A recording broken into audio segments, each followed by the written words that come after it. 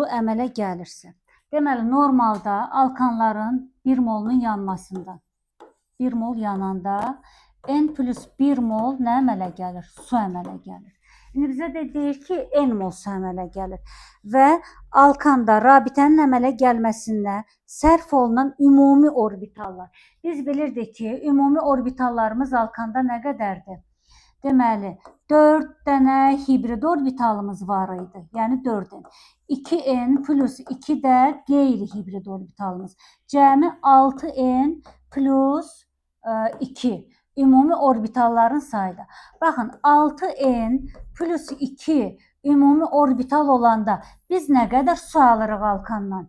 N plus 1. N plus 1. Bəs N almaq üçün nə qədər? Baxıram, burada bir dənə homoloji fərq azalıbdır.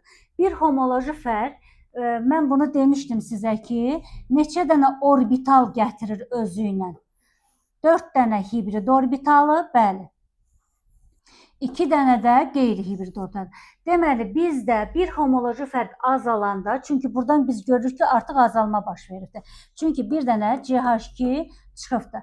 Bir homoloji fərq azalanda 6 dənə orbitalın azalması baş verir. Yəni, siz onda 6N plus 2-dən 6-nı çıxırsınız. Yəni, 6N minus 4.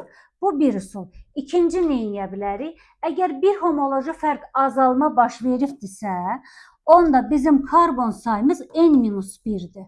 Gətirib yerinə qoyaram ümumi orbitallarda. 6N plus 2-də N-in yerinə N-1 qoyun. 6N-1 plus 2. Bu da eləyir 6N minus 6 üstə gəl 2. 6N minus 4'ə bərabərdir. Yəni, bu ikinci üsul, bu da bizim birinci üsulumuz. Hansı daha rahat yadda qalırsa, onu götürə bilərsiniz.